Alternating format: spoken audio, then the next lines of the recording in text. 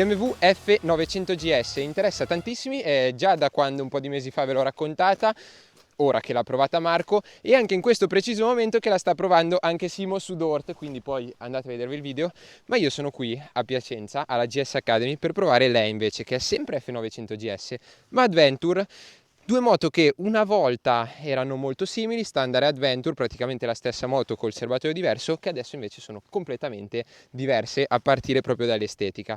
Quindi oggi provo questa e anche la F800 GS, ma quella lì ne parliamo in un altro video. Adesso concentriamoci su questa, che tra l'altro a me è argento, alcuni hanno detto che è un colore un po' da vecchio. A me piace un casino sto colore qui. Va bene, vi racconto un po' com'è fatta e poi come va.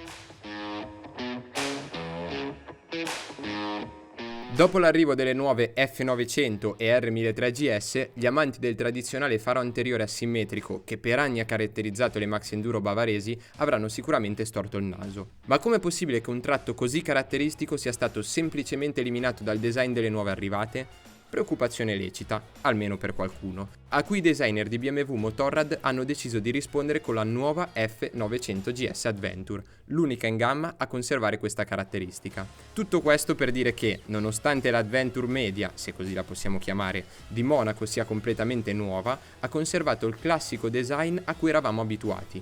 Quindi, oltre al faro anteriore, ritroviamo un bel taglio netto tra la sella su due piani e il serbatoione da 23 litri e il becco pronunciato con tanto di fori laterali. Ma veniamo alle novità. Il cuore della nuova Adventure è identico in tutto e per tutto a quello della sorella più fuoristradistica. Bicilindrico parallelo da 895 cm3, 105 cavalli e 93 Nm di coppia massima. La ciclistica invece fa affidamento su un telaio in acciaio con abbinato telaietto a traliccio e su un pacchetto sospensioni composto da una forcella Showa completamente regolabile da 43 mm di diametro e 230 mm di escursione e da un monoammortizzatore ZF regolabile manualmente o direttamente dal display nel caso si acquisti il pacchetto Dynamic ESA, capace di offrire 215 mm di escursione della ruota posteriore. A completare il tutto ci pensano poi l'impianto frenante Brembo con dischi anteriori da 305 mm di diametro e disco posteriore da 265 mm e le ruote a raggi tubeless da 21 pollici davanti e 17 pollici dietro.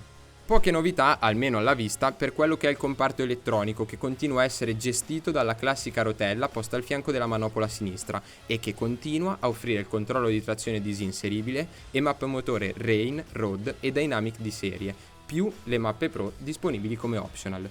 Sotto le componenti hardware però è stato ricalibrato tutto per rispondere alle esigenze del nuovo propulsore e della nuova ciclistica.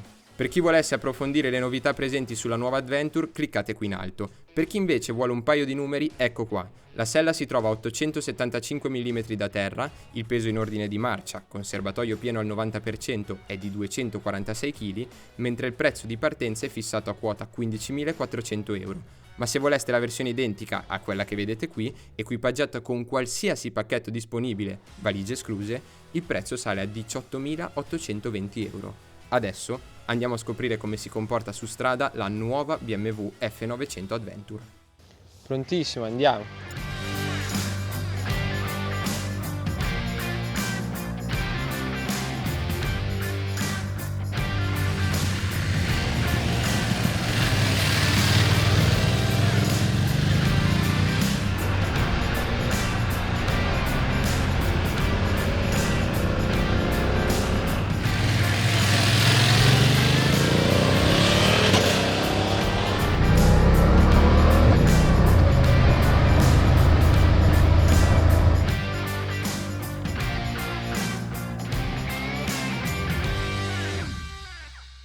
Prova finita, infatti se poi diventerà buio mentre parlo, perdonatemi, ma siamo andati un po' lunghi.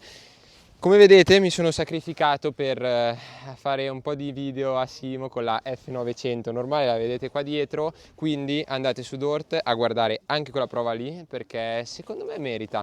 Comunque veniamo a noi. Allora, facciamo una premessa, giornata abbastanza particolare, soprattutto per via del meteo, perché stamattina siamo partiti che aveva appena smesso di piovere, quindi strade bagnate, siamo andati un po' piano, quindi tutto quello che dirò è anche in relazione appunto all'utilizzo della moto con la pioggia. Però, prima cosa che mi viene da dire è questa moto mi piace in senso assoluto, perché ha una sua anima ben definita. Mi spiego meglio, non sono mai stato un fan della 8,5, sia che fosse standard, soprattutto l'Adventure era peggio della standard, non l'ho mai digerita pieno. Questa qui invece ci sali sopra, è una moto completamente nuova, non solo sulla carta ma anche all'atto pratico, perché da guidarla è veramente un'altra cosa. Quindi adesso entriamo un po' nel dettaglio su tutte le varie aree. Prima di tutto ergonomia. La sella 875 mm, io tocco bene, aiuta tanto quando mettete il mono, in questo caso equipaggiato con l'ESA, in road, quindi è più morbido, che si schiaccia, poi essendo a controllo elettronico quando è spenta la moto rimbalza molto di più. Quando vi sedete sopra la moto scende, nel mio caso non tanto perché peso 67 kg, quindi non è che faccio tutta questa differenza, però un po' sì, e quindi toccate bene. Io che sono 1,80 tocco bene con entrambi i piedi, anche le ginocchia un filo piegate. È una moto che ha un suo peso, baricentro comunque è abbastanza alto, perciò è tutto onore a norma.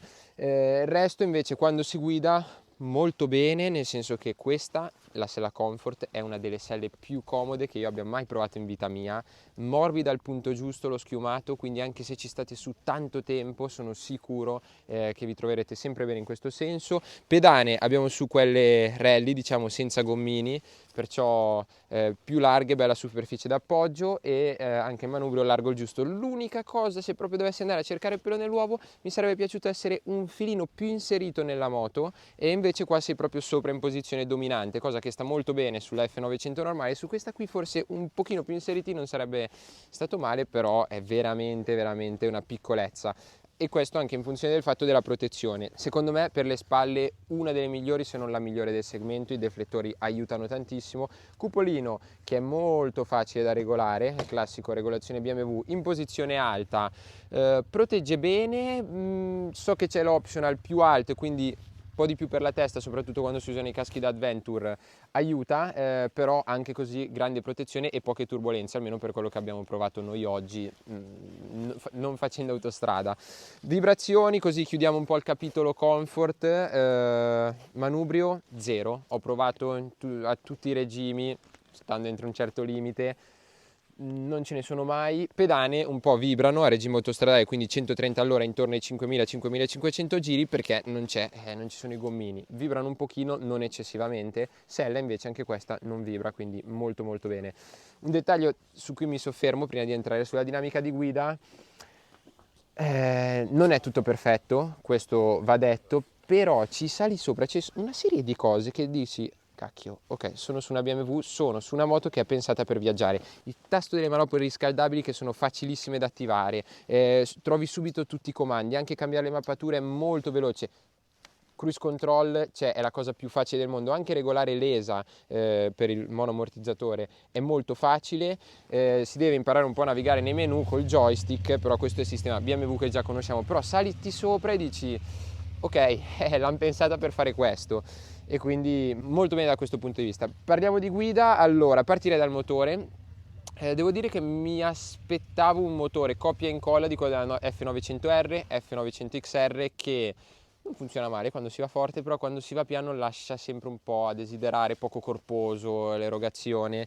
Qui invece hanno fatto un bel lavoro secondo me. Intanto se sentite dei passi è perché stanno sistemando le moto, quindi non fateci caso. Motore, dicevo, molto corposa l'erogazione, è un motore direi elastico, non il più elastico del segmento, però bene, perché è bello elastico. In sesta tenete conto che a 60 all'ora viaggiate con un filo di gas e riprende senza troppi problemi. Questi sono gli scarichi a Krapovic, per chi se lo stesse chiedendo, suonano bene, anche pur essendo dei terminali originali. Quindi corposo, elastico. Mi piace il quick shifter, moto che hanno veramente pochi chilometri, quindi non hanno neanche finito il rodaggio di quello che è l'utilizzo normale di quando una moto inizia a funzionare normalmente. Mi piace il cambio in salita, quick shifter ottimo, entra le marce sempre con quello scoppiettino, molto bello e molto soddisfacente. Il cambio è morbido, la corsa è giusta, hanno sistemato delle cose che in passato non mi facevano impazzire. In discesa ogni tanto un po' contrastato, però qui giudizio lo rinvio a quando la riproverò magari con un po' più di chilometri, ma credo che più o meno rimarrà un po' così, anche se nulla di così eclatante. Benissimo la frizione, super morbida, super progressiva, ha lo stacco giusto, ha migliorato tanto da quella di R e XR 900 ed è molto meglio anche, poi ne parleremo quando vi parlerò della 800 GS, ma molto meglio anche di quella. Resta comunque a cavo, però bene, molto bene. Ultima cosa per quanto riguarda il motore, poi passiamo un po' alla dinamica di guida, alla ciclistica. Gas. Non è il boxer, non ha tutta la coppia del boxer sotto, nonostante sia migliorata un po', perché poi anche con le mappature road soddisfacente, quando si vuole andare piano ti accompagna bene, dynamic viene fuori un bel caratterino un po' più vivace, e questo secondo me è un dettaglio che va menzionato, perché in passato non era così, anzi in passato si usava quasi solo in dynamic. Il gas, quando lo usate in road, anche in dynamic, ma in road ancora di più, è un burro. Non c'è il boxer, quindi non c'è tutta quella coppia, tutta quella pastosità, ma comunque non c'è l'on-off quando andate a prenderlo in mano, un pochino se siete un po' troppo alti di rapporto quando chiudete, ma stiamo parlando veramente di poca roba. C'è un po' più di freno a motore, che non è on-off. Gestione ottima, e una volta che mettete la terza riuscite a giocarvela come volete anche tra i tornanti. Dinamica di guida, allora, qui sicuramente la pioggia non aiuta, poi si sa, Piacenza, il Piacentino è bellissimo, non ci sono le strade più adrenaliniche del mondo, anche come asfalto, però quello che mi sento di dire innanzitutto è che voglio riprovarla in condizioni diverse, perché davanti ho sentito un bel po' di inerzia, soprattutto quando si va più piano, nelle curve un po' più strette, e questa caratteristica può essere dovuta, può essere data da più fattori. Il primo sicuramente serbatoio, che sono 23-24 litri, non sono pochi, e il secondo invece, oltre all'asfalto che c'era oggi, le condizioni, è sicuramente le gomme. Io l'ho provata con le Bridgestone, le A41, le Batrax Adventure, non è una gomma che mi fa particolarmente impazzire, che mi dà così tanto feeling, e quindi mi piacerebbe riprovarla o con delle gomme diverse o in una condizione migliore di asfalto, o perché no, in tutte e due. Quindi su questa cosa qui un po' sono in contrasto su dare un giudizio definitivo, soprattutto perché quando poi si va ad andare forte, abbiamo avuto delle condizioni un po' più asciutte con delle curve un po' più larghe, a moto è precisa, funziona bene e sparisce tutta quell'inerzia lì, quindi andrò a indagare più avanti in un'altra prova. Oltre questo, allora, non pesa poco, soprattutto col serbatoio pieno, l'abbiamo detto, il baricentro è alto, però la moto è bella maneggevole, non è troppo nervosa nei cambi di direzione, ma rimane comunque abbastanza svelta, non si è mai impacciati, anche merito della buona leva che sia sul manubrio e le pedane che si trovano nel posto corretto. Una cosa che ho fatto tanto, però ripeto anche qui perché pioveva, è usare il freno posteriore, cosa che su strada faccio spesso, soprattutto con le moto molto pesanti che magari non mi danno tanta fiducia. In questo caso non era così, però avevo bisogno sempre di un aiuto per tenerla verso l'interno, e quindi questo credo sia dovuto tanto dalle gomme. Anche qua rimando un po' il giudizio, però questo mi fa dire che ottimo freno posteriore, veramente buono. L'ho usato sulla posizione diciamo da fuoristrada per la guida in piedi quasi tutto il giorno, e poi me ne sono accorto, l'ho cambiata per provare, cambia poco, ma a prescindere rimane un freno posteriore veramente ottimo, buon mordente, buona potenza frenante, ma super modulabile. È un filino spugnoso, ma a me questa cosa piace tanto. Cosa che invece dico anche del freno anteriore, ecco, forse questo con un mordente un po' più intenso non mi sarebbe dispiaciuto, soprattutto perché la forcella affonda tanto, e questo mi porta a parlare un attimo delle sospensioni. Allora, questa dopo la 1300 è la prima GS con l'ESA, in questo caso è solo dietro, che provo, che mi piace usare in road. Prima road era impossibile da usare perché la moto sempre molto molle, prendevi le buche, faceva l'effetto proprio molla, soprattutto quando magari alzavi un po' il ritmo. Qua invece in road mi è piaciuta perché non è una moto che ti invoglia ad andare forte o comunque ad aggredirla, perché poi forte ci puoi andare, però mi è piaciuta perché quando vai morbido, fluido tra le curve, molto smooth se possiamo dire, Funziona bene. Quando la mettete in dynamic mi piace perché risponde bene, si irrigidisce, la moto diventa più precisa, però in quel momento mi piacerebbe avere l'ESA anche davanti, che secondo me è una piccola mancanza che potevano mettere almeno come optional, perché avrebbe bilanciato l'assetto della moto. Qui si possono regolare le sospensioni, però dovete fermarvi. Invece con l'ESA se avreste avuto al momento, all'istante, un assetto più bilanciato. Forcella comunque che scorre bene, è molto confortevole perché assorbe tutto quello che ci si trova davanti. Nelle frenate di emergenza, quando andate a frenare un po' più forte, c'è un bel po' di trasferimento di carico, però ci sta. Io preferisco avere un po' di trasferimento di carico e 230 mm di escursione, che quando voglio fare un po' di fuoristrada lo posso fare senza problemi. Penso di avervi detto più o meno tutto riguardo proprio la dinamica di guida in sé, quello cosa si prova quando si guida, com'è guidare questa moto.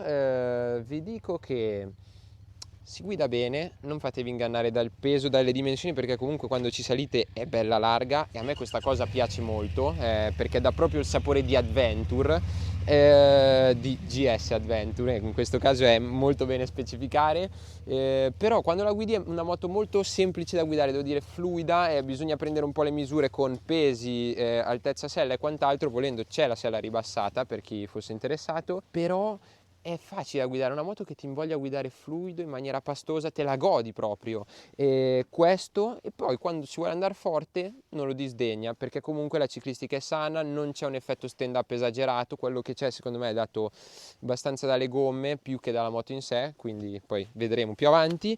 E poi un'altra cosa che volevo specificare è che la moto è super stabile, veramente ho provato ad innescare dei movimenti sul dritto a velocità più alta anche in curva, non fa una piega, va via dritta, merito anche dell'ammortizzatore di sterzo, dell'interasse che comunque è abbastanza generoso, e questa cosa qui è sicuramente apprezzabile per chi viaggia tanto in autostrada e soprattutto per chi ha intenzione di viaggiare anche a pieno carico, perché vabbè, qua sono optional i telaietti per le valigie in alluminio, se no ci sono classici attacchi sul codino, e passeggero che, considerando il segmento di appartenenza, di spazio ce n'ha, non fatevi ingannare dalla sella intera, lo spazio c'è.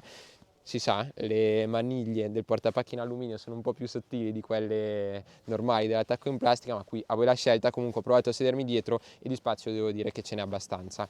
Ora, vi lascio con due cose. La prima è chiaramente aspetto di riprovarla il più presto possibile in condizioni migliori, perché l'impressione che mi ha data è veramente molto buona, e la seconda è andate anche su Dort, perché qui c'è l'Adventure, di là c'è la standard, se vogliamo, quella più fuoristradistica, guidata come si deve o come si dovrebbe in fuoristrada sul fango piacentino. Penso che qui io sono testimone e non ho neanche guidato, ho solo camminato, quindi direi che qui sotto scrivete tutto quello che volete, chiedetemi quello che volete, se volete che approfondisca qualche tema, mi sono dimenticato di parlare di qualcosa, può essere, quindi qui sotto come al solito sono a vostra disposizione, ci vediamo al prossimo video e su Dorta.